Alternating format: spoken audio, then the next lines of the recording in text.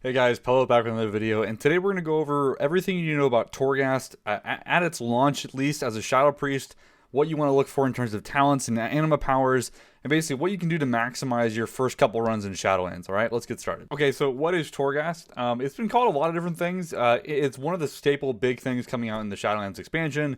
I've done several hours of content all over the place ever since Alpha, really. On almost every class and spec, and it's changed quite a lot since it's first launched. So I want to do this video to kind of level set everyone going into Shadowlands, give you a good idea of what to expect and what you want to be aiming for in terms of that stuff. So a lot of this stuff might become outdated as we get months into the expansion. If that's true, I will make another Torghast guide video, but for now this should actually cover you pretty reasonably as we get into the expansion. Now, like, you could easily compare what Torghast is doing and why it exists similar to like Islands in BFA or Visions towards the end of BFA. It's really meant to be that kind of weekly content. Like, you're not going to be spending hours and hours of time in Torghast on a weekly basis in terms of like have to go in to get stuff. And the main pull for even going in at all, if you don't really care about the content, is legendaries. So in order to actually craft or upgrade a legendary, you need a currency called Soul Ash. And based on how much Torghast you do or how high you climb in Torghast, you get your kind of Soul Ash currency for the week.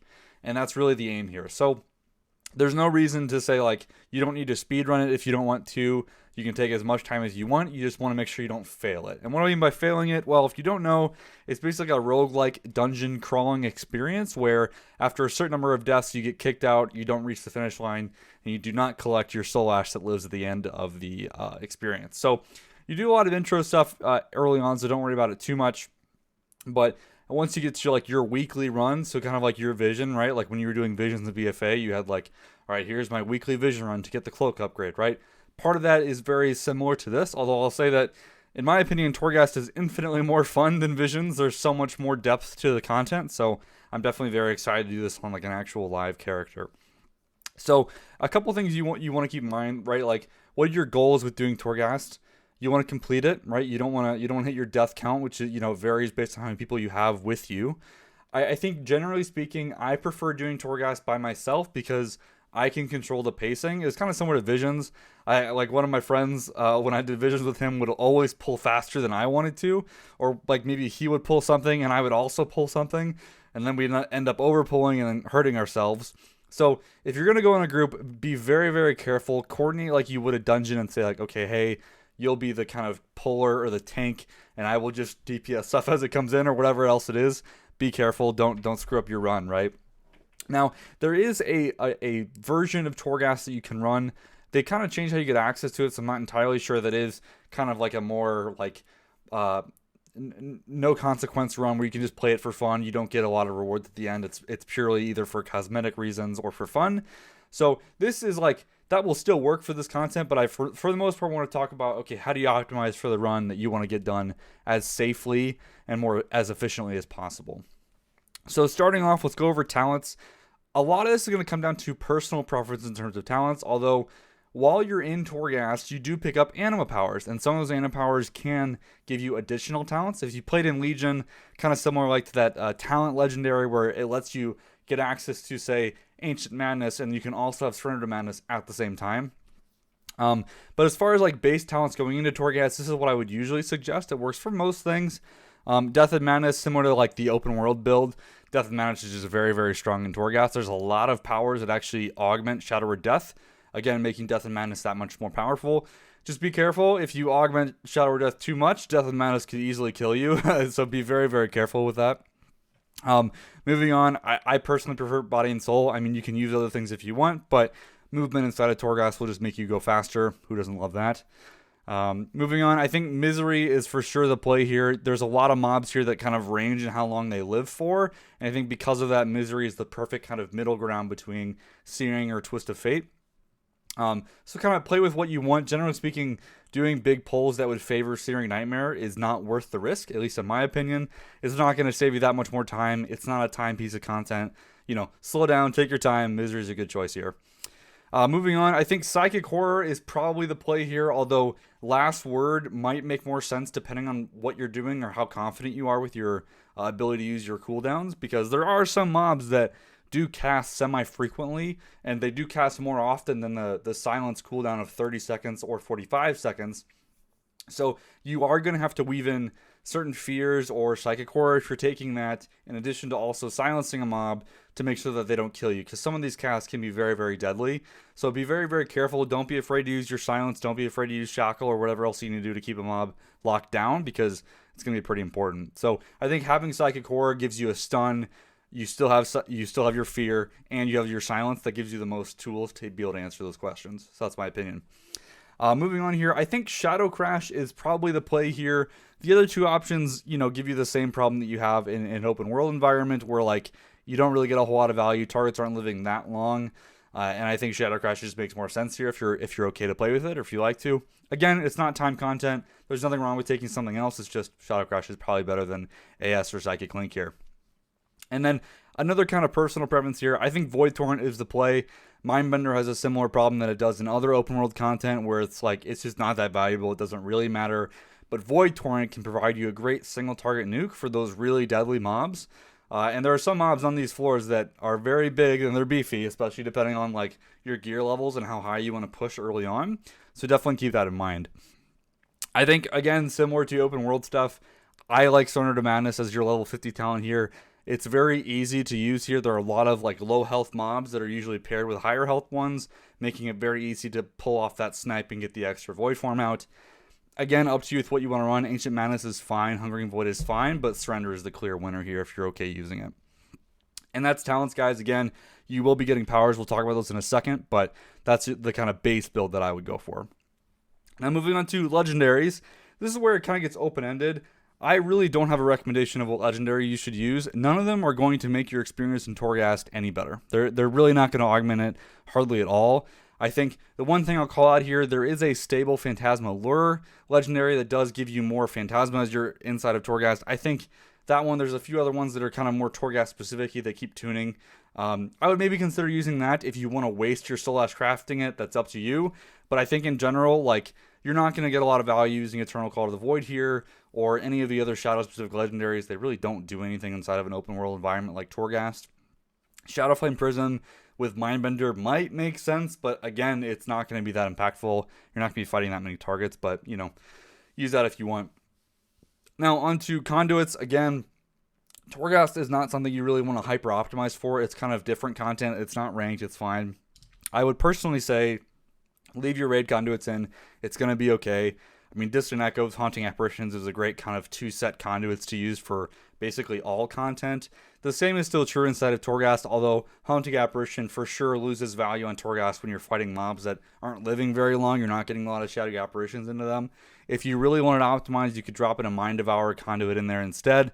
But again, up to you, depends on what you're doing. I think if you decide to rock Shadowflame Prism, maybe put a Rapid Shadows Conduit in there. But again, we can't freely swap conduits, so unless you have like a throwaway soulbind you want to use, and you could do it, but I would just stick with your rated ones. I think you're okay there.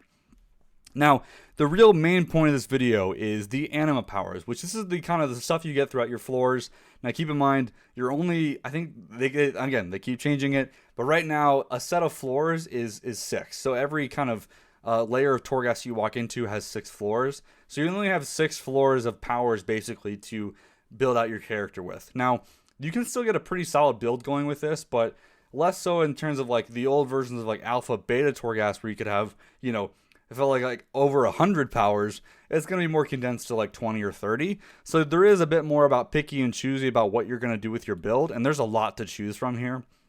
You're only going to get like between 2 and 4 options of powers, and some of them even give you things to augment getting more or different powers, so keep that in mind.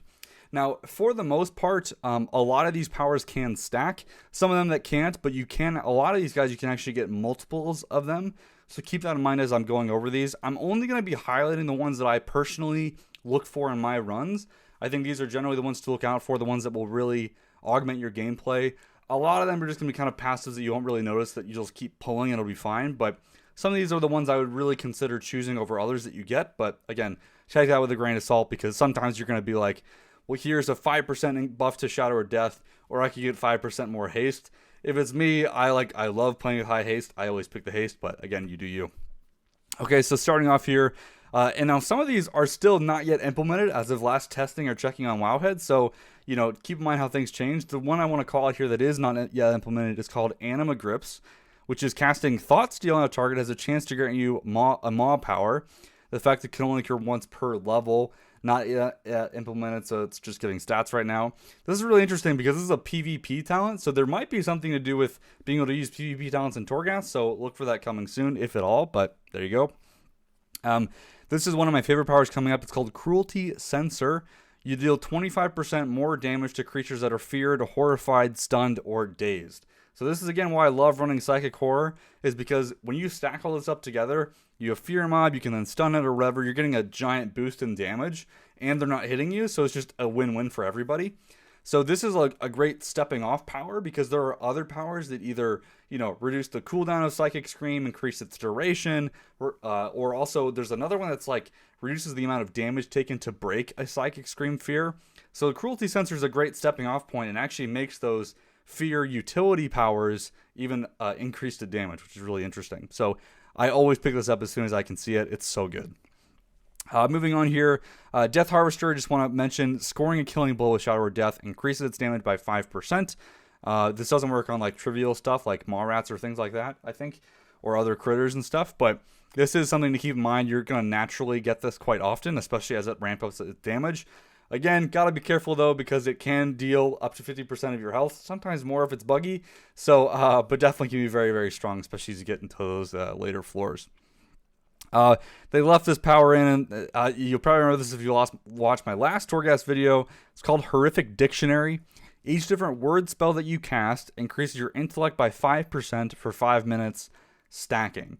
Right. So what this means is if you use Power Word Shield, Power Word Fortitude, you get 10% intellect. And to refresh, you just have to cast one of those. So you can think about all the different word spells we have, like Shadow Word Death, Shadow Word Pain. All that stuff stacks this guy up. You can get a lot of intellect with this, like upwards of like 30% pretty easily as Shadow. It's a great power. It's not the most exciting thing to use, but it's definitely very, very strong. And again, it does stack. So if you find 2 of these, you have to actually cancel your buff and then recast your spells again, but now it's 10% per word spell. So very, very overpowered. Let's see here. Idea Eater, this one's kind of interesting. They basically brought an effect from the Whispers Azurite trade-in, which is Mind Blast critical strikes, grant you 20 insanity. It's a nice to have thing. It makes it like you flow a little bit better with this for sure. Coming up here, we have Pandemonium Loop, which is casting Mind Blast on a target that is feared, triggers Pandemonium, fearing all enemies near your target for 10 seconds, right? So if you fear one mob, Mind Blast it while it's in an AoE, it fears everything else.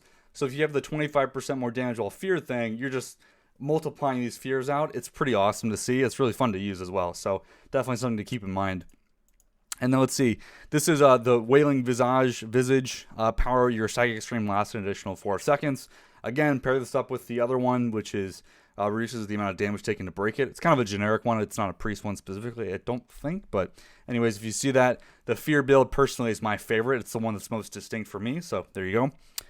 And then the other 2 things I wanted to mention as far as powers to keep an eye out are the talent powers and the covenant powers.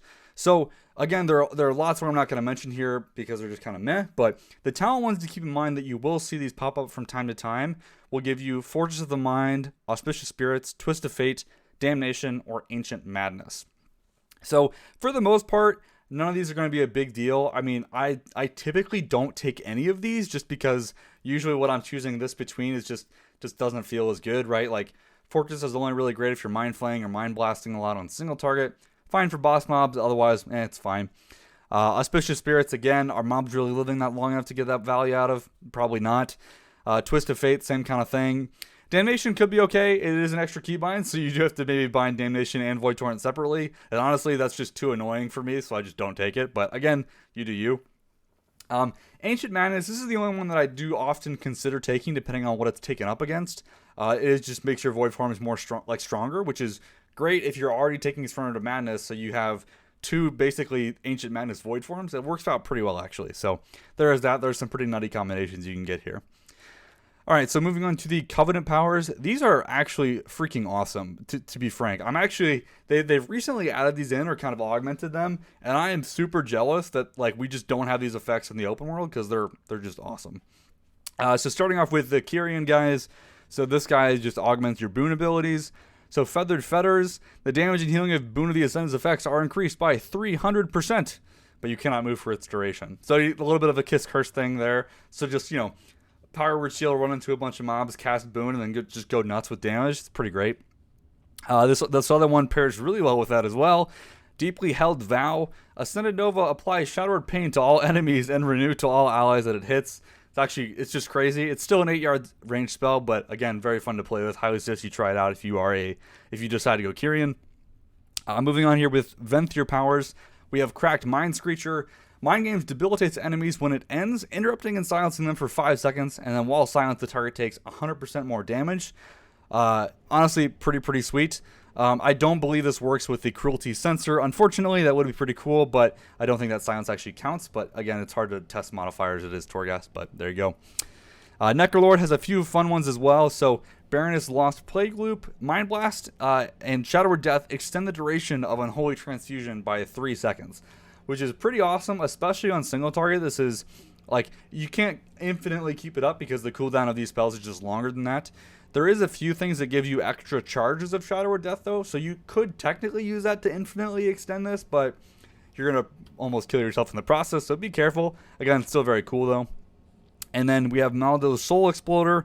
Killing an enemy has a 20% chance to trigger an Unholy Nova at its location. This thing is just awesome. It doesn't proc that crazy amount, but 20% is still pretty big. So if you kill those small enemies, especially early on, and just triggering random explosions, it's pretty awesome to see. And then last but not least, we have the Night Fae Covenant here. So we have Dream Spun Mushrooms. Your Fae Guardians last 60% longer. So in terms of Void Form reduction, this gives you about 32 seconds of cooldown reduction per cast of Void Form, which means you get Void Form every minute or so, which is really great. Lines up perfectly with Power Infusion, which is awesome. And then we also have Fae Bliss Lantern, which gain an additional Fae Guardian, so now you have a fourth one, that increases damage and healing by 30%, which is ridiculously insane. So it's just okay, I mean, that's cool. So every minute and a half, you get this 30% damage increase. Pair that with Void Form and Power Infusion, and you're basically unstoppable. And that's kind of the theme with Torghast. You've probably seen or just thought about these powers that I've gone over here. They're pretty broken. They're pretty overpowered. So just, I don't know, go in, have fun, try out the Fear build. If you have other builds that you guys have done, either on beta or now that the game's coming out in live, let me know. I'm really curious to see your builds. Maybe we'll do a future video kind of detailing all these builds that you can do. There's a lot of fun stuff in here. Just remember, take it a little slow, have fun with it. It's going to be a good time. All right, guys, thank you so much for watching. Big thanks to the Patreons that are supporting me in this insanely long 18-minute video. Thank you to anyone that's sticking around this far. I know I've been rambling a lot, but hopefully this has helped you with your Torghast runs in Shadowlands. And thank you so much for watching. See you in the next one.